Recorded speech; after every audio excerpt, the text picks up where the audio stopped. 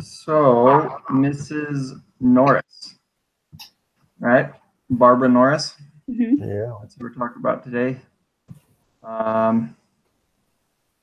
First off, like, what do you guys think, or who can give us a brief rundown of what's going on with her?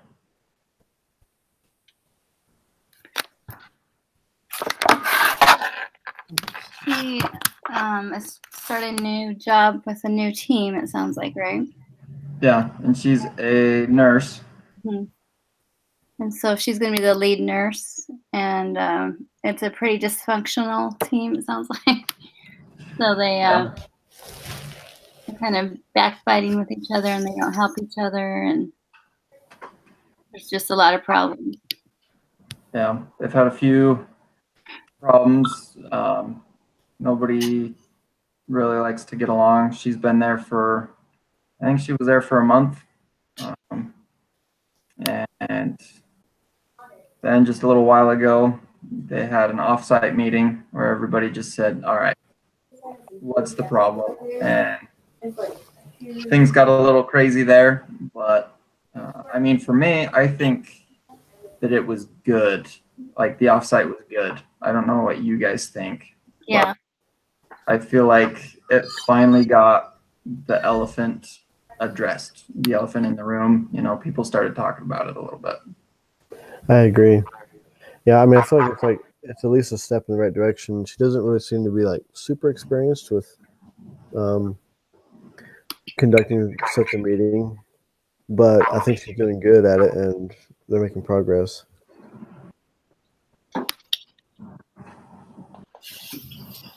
Yeah, she was able to at least list the problems so that she could get a handle on what those were first, and then begin making those changes. Okay, and that kind of leads into the first question. Just what are the root problems Barbara Norris is facing in this job?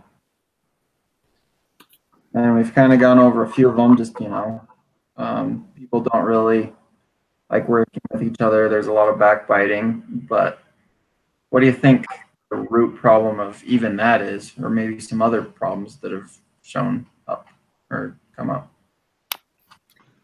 For me, I felt like they just didn't have a strong feeling of teamwork, and maybe that was because they hadn't been meeting. And there just wasn't any input on decisions, and they weren't really feeling included as part of the team. So they were kind of working against each other all the time. Yeah.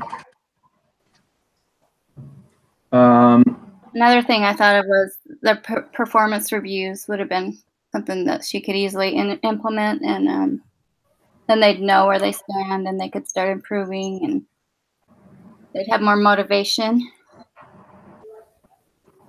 Yeah, that was one thing. I mean, I don't know if she's got a lot of say in that, you know, who gets what's free or anything, but I feel like she can't really do too much about that, but it's a big problem, you know.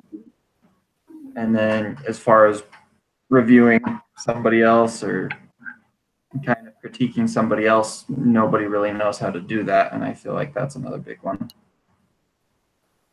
Yeah. I also feel like. Oh, go ahead. Oh, I was just gonna say, part of the there seems to be like a big like division between the senior nurses and the new nurses that are less experienced. They like it's like a different class almost. I feel like part of the job culture needs to be modified to where they're more unified, and it's not so much opposition between the two teams. Yeah. Yeah, I'd say so. I think one of the problems was that there's a lack of money in the department because of the economy. Therefore, they can't hire anybody, and there's not enough money to train people correctly. So I think that's a big problem. Yeah. Yeah, I'd say that's a big one too. Another one I kind of noticed is how the rest of the company sees that unit. Because, her friend Betty was like, no, don't go into that one. It's a lost cause. I mean, Yeah. when the rest of the company is saying that unit or that branch of the company is really bringing us down, I feel like everybody inside that company knows it and they just feel a lot more pressure. They feel a lot more defensive and aggressive as well. So That's a good point.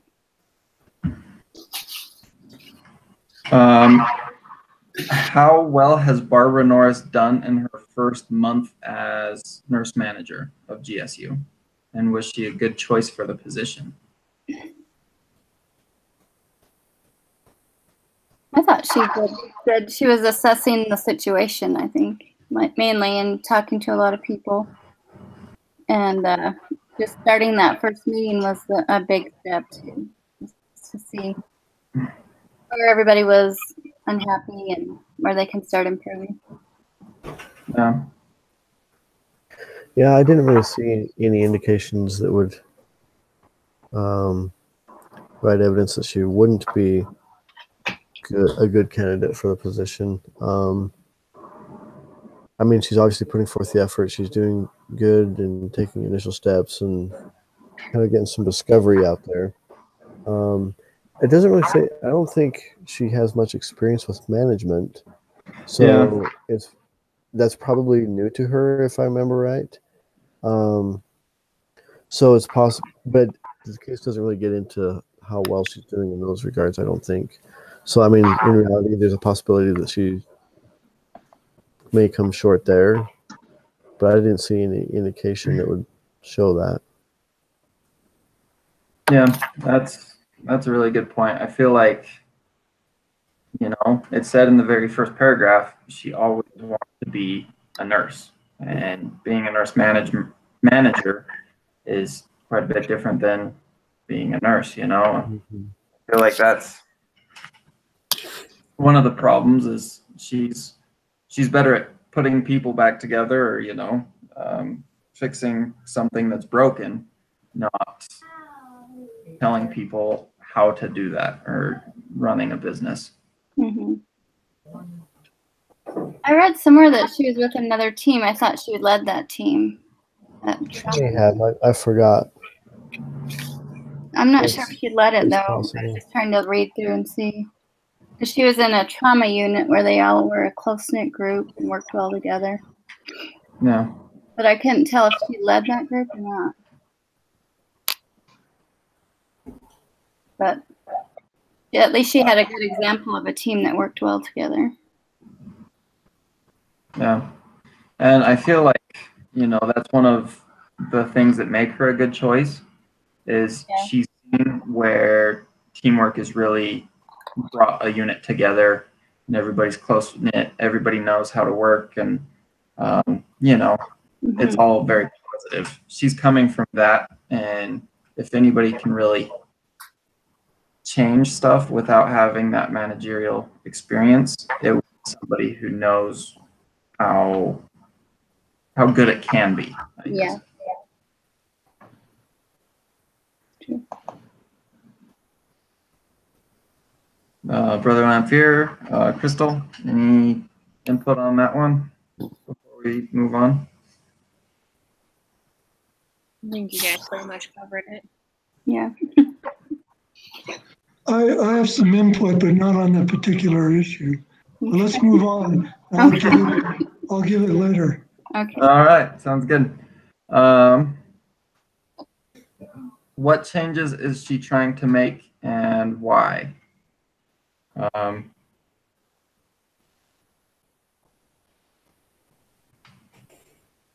It indicates a couple of things that she mentions, like she thinks that the reward system is something that needs to be changed to help promote people to be more motivated to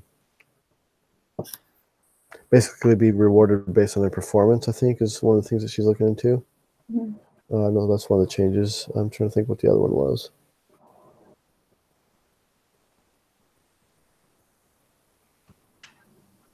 I thought it would be good to, has she discussed a little bit about hiring? I mean, just as an example that they could all decide if they want to hire an administrative secretary Mhm. to get them away from the paperwork that they don't like so much. Yeah.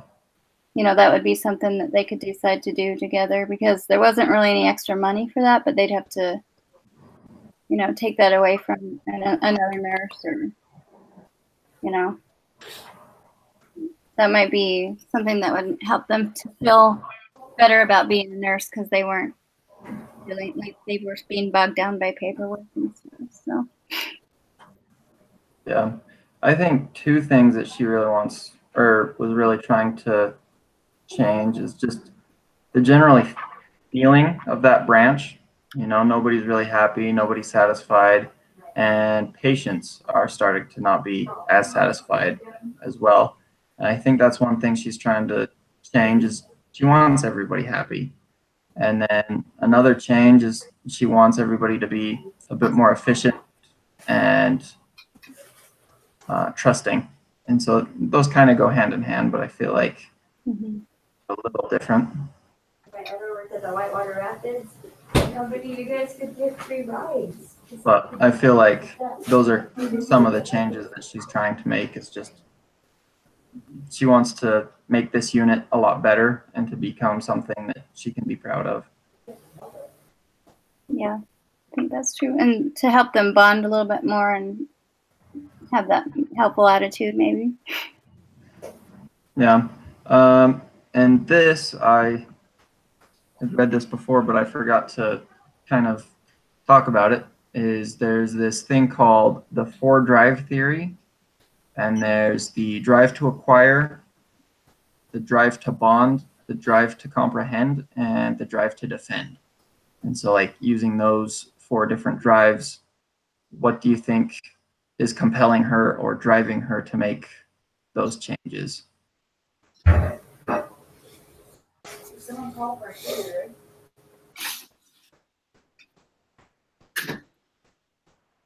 So which one's it? For Go me, ahead. drive to bond was something that they really needed to do first. So that's something that stood out to me when I read the article. I mean, those are all good drivers, but that's the one that stood out to me, because like that, they're not going to work together as a team if they don't have that bond. Yeah. And I feel like, everybody, the drive to acquire, everybody's there to make money. Everybody's there to go to work. And yeah, it might be to help out people, but at the end of the day, they need something to live off of as well. And so, the drive to bond or comprehend or defend, those are all very powerful, but when money's not there to be used and you're having to put more stress on those other bonds, then you're just going to see some problems. And so when there's not a whole lot of money going around, it can cause quite a bit of problems.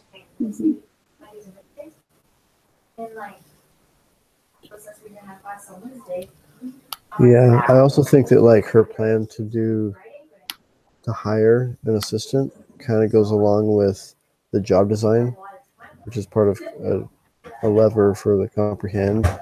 Because like basically by hiring an assistant to take on some of the less important tasks, that kind of changes the job design of the nurses. And that way they're allowed to do more meaningful and satisfactory work. I like that. Yeah, and I feel like, everybody wants to take care of the patients, but they're all kind of stuck doing things that they don't want to do instead of doing the things that they want to do for the patient. I like that would be really good.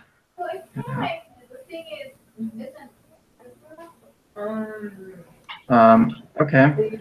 So what are 3 obstacles to affecting change Norris should anticipate, and how should she address them? I was like, just said, yeah, kind of doing that. Like, this is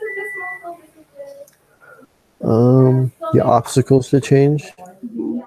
Yeah. So what are just some problems that's in the group that needs to change? Oh, problems. Oh, okay. Well, one of the ones I was thinking of as far as like an obstacle that would be like something that would prevent her efforts to change would be like some of the older nurses that have been there for a while. They're kind of set in their ways. And I forget what it was, but it seemed like there was something that made me think that it indicated that they wouldn't really be open-minded to changing their Yeah. policies and that sort of thing. So I think, There, go ahead. just there was that one nurse that it talked about that spoke up during the offsite. She had said, "Hey, I want to work with my patients a lot more," but she had been known to be a little bit more set in her ways and didn't want to change as much. She had a little bit more of a brisk personality. She wasn't the funnest to be around, or she didn't get along with everybody. So I think beginning a review process is always hard if they haven't been doing that, because you could probably doing okay, but then not. You might get it. Sometimes you make it too hard, but okay. Just me looking at these drives again. I feel like the drives to acquire, bond, and comprehend. I mean, all those drives are really low, but the drive to defend is maybe a little too high. yeah. So everybody's like really defensive, but nobody wants to bond with anybody else or comprehend anybody else, and there's no money there. So I feel like those are all pretty big obstacles to change. One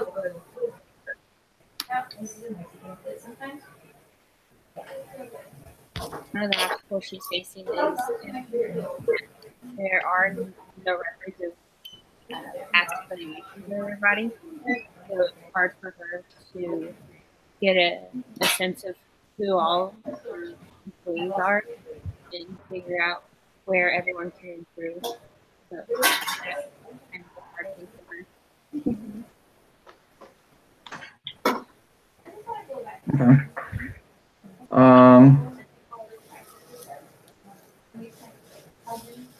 James, Nancy, Brother Lamphere, any other input? Not on that one. I was thinking that also the negative speaking about each other needs to stop, and she needs to be pretty strict about that. So Yeah, I like that one. about that, but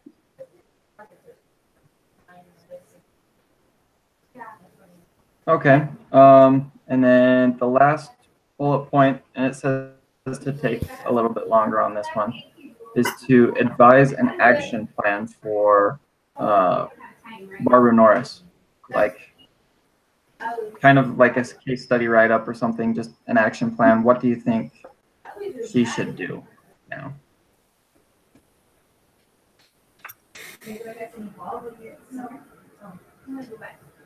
I think as part of her development of this plan,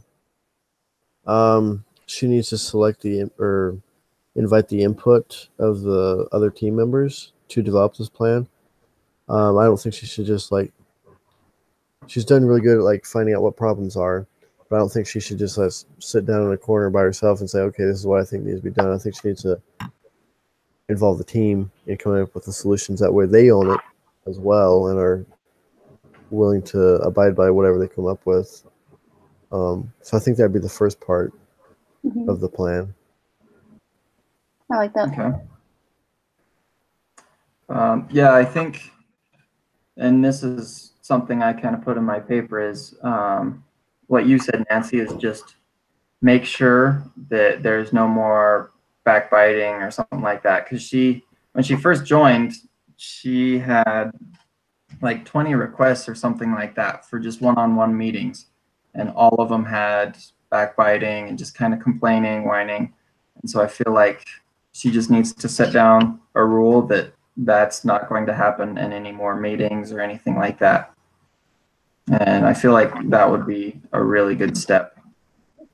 Yeah. I put that they need to start meeting more often. Like this was the first team meeting we've had for a while. And I think that was just a good step, just to have regular meetings and, like James said, to collaborate with the team when she makes decisions, so that they're aware of everything that's happening. I think that's just a big plus when you work for companies that make you feel included. And I think that also meeting will improve that bonding, and they'll get to know each other better and just understand how each other feels about things. That was one of my action plans. Okay. So go for it. Well, yeah, so what I wanted to throw in or ask us to consider is, I think all those things you mentioned are good, but I think there's a missing piece that sort of puts all those in context, provides a touchstone to visit each one of those topics. And I'm thinking in terms of, if we go back to our 7 habits study, what habit would we want to start with in trying to change this culture? And that's what she's trying to do, right? She's trying to address this. I think you characterize it as dysfunctional, and that's probably pretty kind.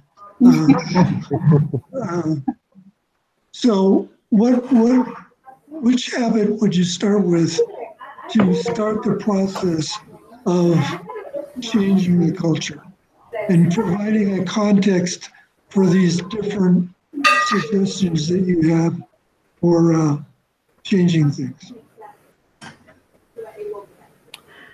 I'm thinking start with the end in mind. Yeah, begin with the end in mind. That's a pretty good one. Yeah. You want to say more about that, James, or? I was just gonna say, because then that kind of gives you a vision to shoot for, like a goal, and then you can. That's almost like a criteria that you can compare your action items with. Like, okay, now by doing this, is this going to help us reach our end goal? Kind of gives you some direction. Yeah, I think. Go ahead, Skylar. Oh, yeah, I kind of feel the same way. Just because in the case study it said that she had, like, everybody had kind of goals, but it never told us what they were or anything, and it never put a big emphasis on them. And so I feel like if they didn't mention them to us, you know, they weren't too important for them either. And before anything had been addressed, and so it wouldn't be relevant to the actual problems that they're having.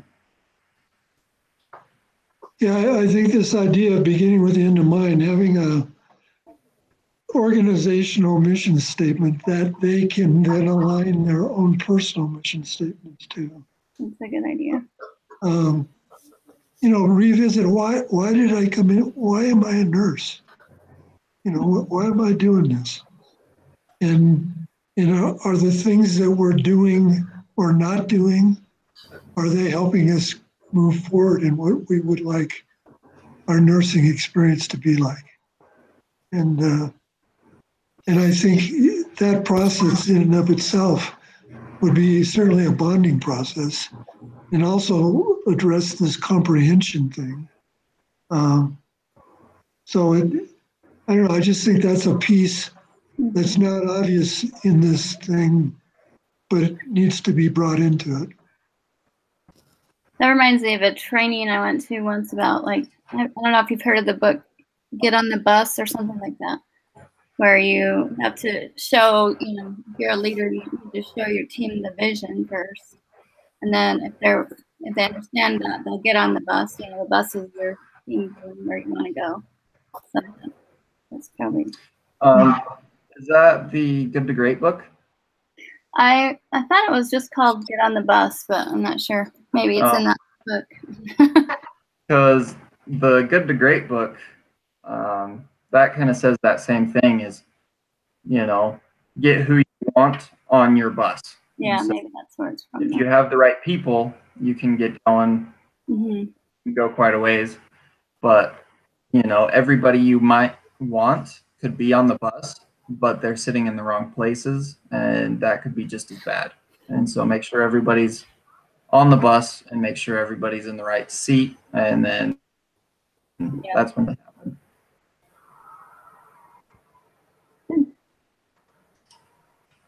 Yeah, when you know, very seldom, with the exception maybe of the Golden State Warriors, very seldom is there a perfect team, right? I mean,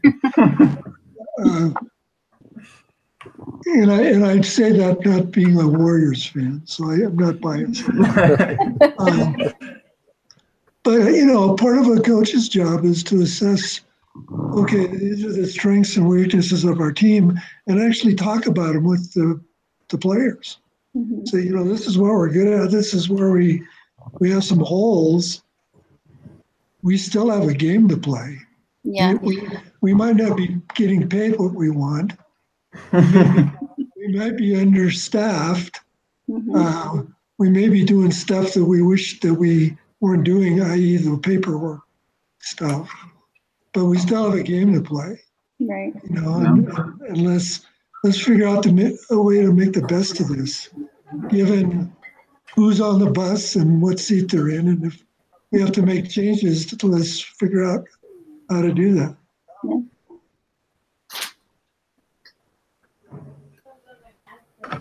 All right. I like it.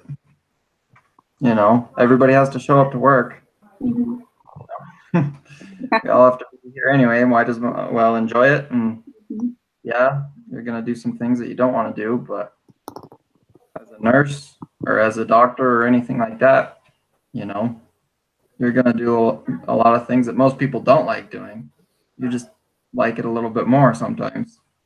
So the question I would ask is, if I'm a nurse and I'm thinking about the fact that I'm not getting paid enough, or I'm overworked and underappreciated, and people don't give me feedback and reviews and all that stuff, where's my focus? You know, my focus is on what? It's on me. Yeah. And it's not on my patients. It's not on the people I'm supposed to be caring for. And I'm sure just that in and of itself causes some issues with the folks, because they know that they should be focused on their patients, but they're not focused on their patients. So that even causes issues that get manifested in backbiting and gossip and all kinds of stuff. So kind of a vicious circle. Yeah. Yeah. I know I'm supposed to be humble, but I want to be humble and rich, you know? Just different things like that, you know? I want everything to be fair, but I'll be fair. That's kind of that mentality, I feel like. So, yeah, that's a good point. This is a song from Fiddler on the Roof. If I were a rich man.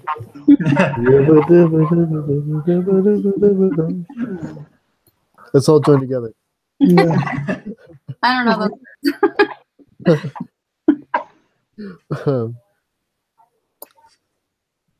All right. So, as far as this action plan goes, that's a really good point. Just saying, you know what? Stop thinking about yourself, buckle down and do it. Don't complain, and it's a lot better. Easier said than done. Yeah, that's true. And, you know, kind of where Barbara's at, she might have to play that game. She can't change, you know, how people get paid. She can't fix everything. There's still going to be problems no matter how well she does, you know, how perfect she is, there's still going to be problems. And sometimes, you know, everybody under her just needs to understand that.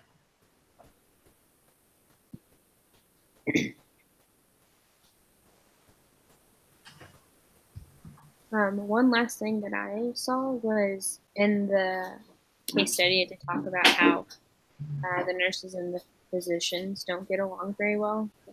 Physicians work orders. Mhm.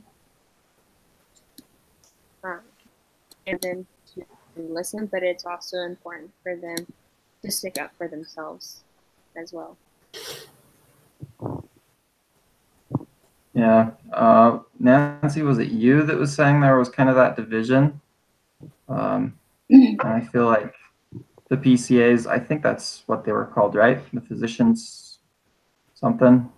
I don't know a whole lot of nurse lingo, but I know there's RNs and PCAs, and I feel like the more that they can get along, the better everything runs. So Yeah. I don't know how they would improve their feelings towards the physicians. Maybe they could have a meeting with them every once in a while. But you don't want to, you know. I think like training is a good opportunity because like you have these inexperienced nurses and you have these really experienced nurses. You could, I don't know, do it because like right now they kind of see these newer nurses as pests.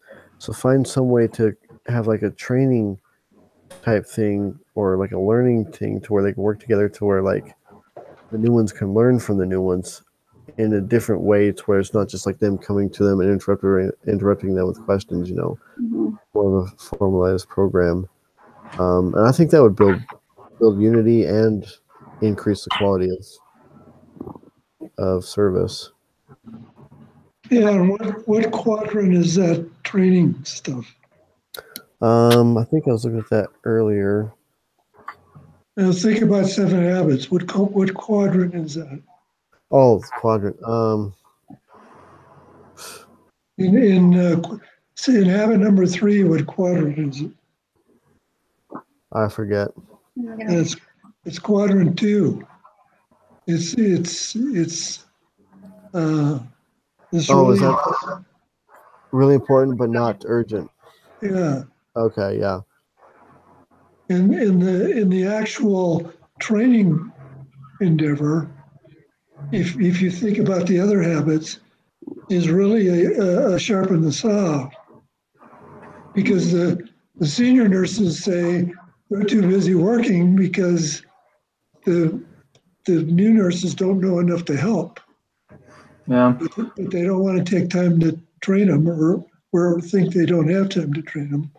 But if they did, their saw would be sharp and they would be able to do more. So I read President Nelson's about his life. I don't know if it was in his talk or what, but how his surgery had that respectful, reverent feeling. And if they could get to that point of, you know, like someday they're going to be where I am, you know, and need to help them along the way. a great point.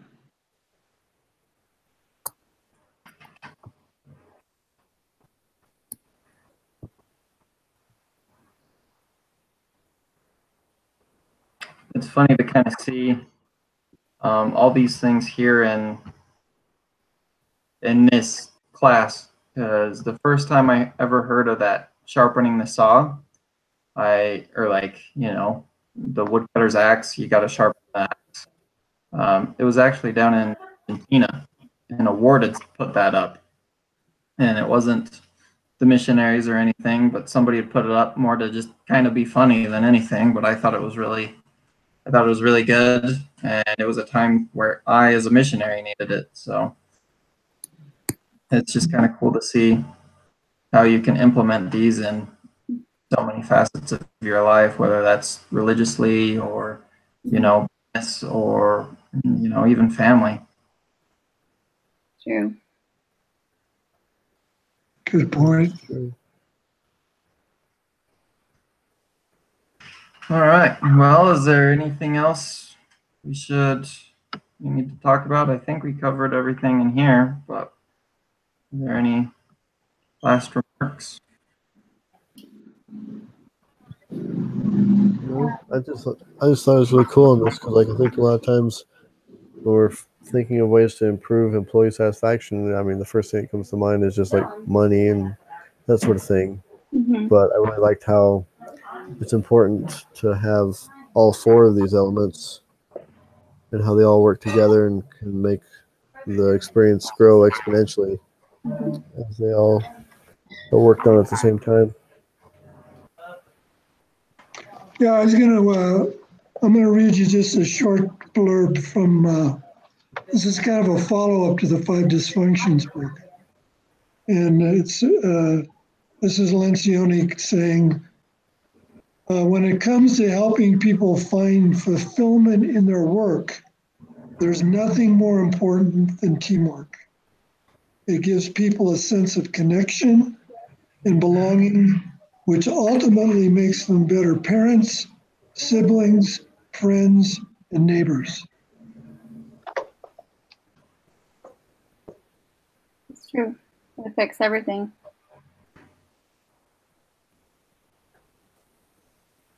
Yeah, that makes sense. I could peel the onion one more layer or a couple more layers. One of the great things about, I think, BYU Idaho, and I'm not sure everyone appreciates this, but I think most of you do, is the spiritual component to this whole thing. Because whether we're a student or a teacher or doing both, we can also team up with deity in our learning and our teaching. And that teamwork right there is an advantage that I won't say most, but many people don't have. And it's a great thing for us to bring into what we do. Yeah. I thought of that when she was, when you make changes, if you do have that spiritual aspect, you can pray about it before you make changes, And that's one benefit we have, knowing that we have that relationship with God first.